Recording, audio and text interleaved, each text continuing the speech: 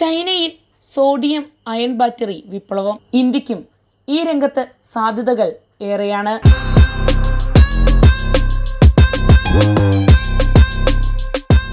നമസ്കാരം, ഞാൻ Jasmine. Electric വാഹനങ്ങളുടെ വില കുറയ്ക്കാൻ കഴിയുന്ന പുതിയ ബാറ്ററി സാങ്കേതിക വിദ്യയുമായി ചൈന. ലിഥിയം അയൺ ബാറ്ററികൾക്ക് പകരക്കാരനായി സോഡിയം അയൺ ബാറ്ററികളുടെ വാണിജ്യ ഉപയോഗം വ്യാപകമാകുന്നതോടെയാണ് ഇലക്ട്രിക് വാഹന വിപണിയിൽ വലിയ മാറ്റങ്ങൾക്ക് സാധ്യത തെളിയുന്നത്. വാഹന നിർമ്മാണ ചെലവ് 30 മുതൽ 50% വരെ കുറയ്ക്കാൻ സോഡിയം അയൺ ബാറ്ററികൾക്ക് കഴിയുമെന്നാണ് വിലയിരുത്തപ്പെടുന്നത്. ലിഥിയം ഖനികളുടെ കാര്യത്തിൽ വലിയ ആശ്രിതത്വമുള്ള ഇന്ത്യയെ സംബന്ധിച്ചിടത്തോളം ഈ സാങ്കേതിക വിദ്യ പുതിയ സാധ്യതകൾ തുറന്നിടുന്നതാണ്. കുറഞ്ഞ ഉൽപാദന ചെലവ്, മികച്ച സുരക്ഷ, ഉയർന്ന താപനിലയെ പ്രതിരോധിക്കാനുള്ള ശേഷി തുടങ്ങിയ നേട്ടങ്ങൾ സോഡിയം അയൺ ബാറ്ററികൾക്കുണ്ടെന്നാണ് വിദഗ്ധർ ചൂണ്ടിക്കാണിക്കുന്നത്. ചൈനീസ് കമ്പനികൾ സോഡിയം അയൺ ബാറ്ററികളുടെ വാണിജ്യാടിസ്ഥാനത്തിലുള്ള ഉൽപാദനത്തിലേക്ക് അതിവേഗം നീങ്ങുകയാണ്. പ്രമുഖ ബാറ്ററി നിർമ്മാതാക്കളായ CATL ഉൾപ്പെടെയുള്ള കമ്പനികൾ ഈ വർഷം അവസാനത്തോടെ ഇലക്ട്രിക് വാഹനങ്ങളിലും ബാറ്ററി എനർജി സ്റ്റോറേജ് സംവിധാനങ്ങളിലും സോഡിയം അയൺ ബാറ്ററികൾ വ്യാപകമായി ഉപയോഗിക്കാനുള്ള നീക്കത്തിലാണ്. ചങ്കന്റെ Nevo M06 sodium ion battery ഉപയോഗിക്കുന്ന ആദ്യ ഇലക്ട്രിക് വാഹനങ്ങളിലൊന്നാകുമെന്നാണ് റിപ്പോർട്ടുകൾ.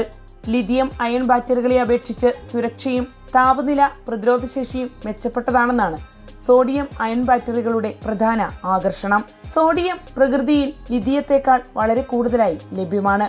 അതുകൊണ്ട് തന്നെ അസംസ്കൃത വസ്തുക്കളുടെ ലഭ്യതയും ചെലവും നിയന്ത്രിക്കാൻ സാധിക്കും. ബാറ്ററി ഉൽപാദന ചെലവിൽ 20 മുതൽ 30% വരെ കുറവുണ്ടാകാമെന്നാണ് വിദഗ്ധരുടെ വിലയിരുത്തൽ. ഇലക്ട്രിക് വാഹനങ്ങളുടെ വിലയിൽ ബാറ്ററിക്ക് വലിയ പങ്കുണ്ട്.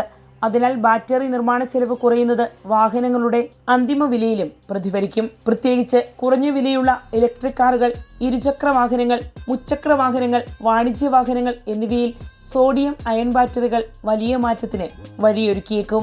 ബാറ്ററി എനർജി സ്റ്റോറേജ് സംവിധാനങ്ങളിലും സോഡിയം അയൺ സാങ്കേതിക വിദ്യയ്ക്ക് വലിയ സാധ്യതയാണുള്ളത്.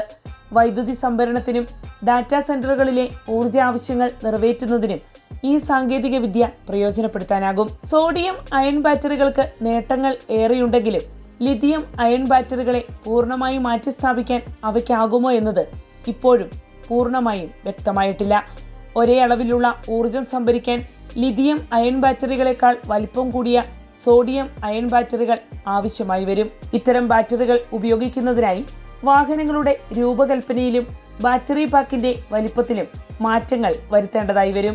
അതിനാൽ എല്ലാ വിഭാഗം ഇലക്ട്രിക് വാഹനങ്ങൾക്കും സോഡിയം അയൺ ബാറ്ററികൾ ഒരുപോലെ അനുയോജ്യമാകണമെന്നില്ല.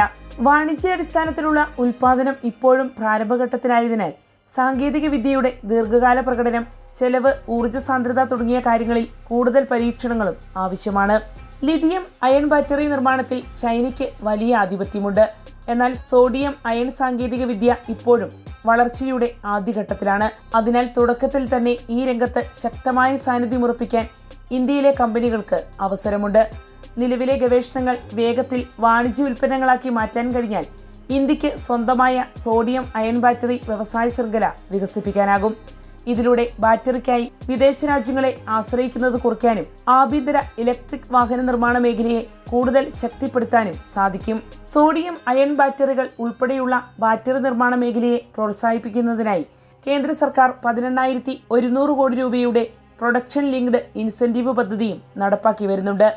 Reliance Industries, India energy, KPIT technologies, Godi energy തുടങ്ങിയ കമ്പനികളും ഈ രംഗത്തെ സാധ്യതകൾ തേടുന്നുണ്ട്.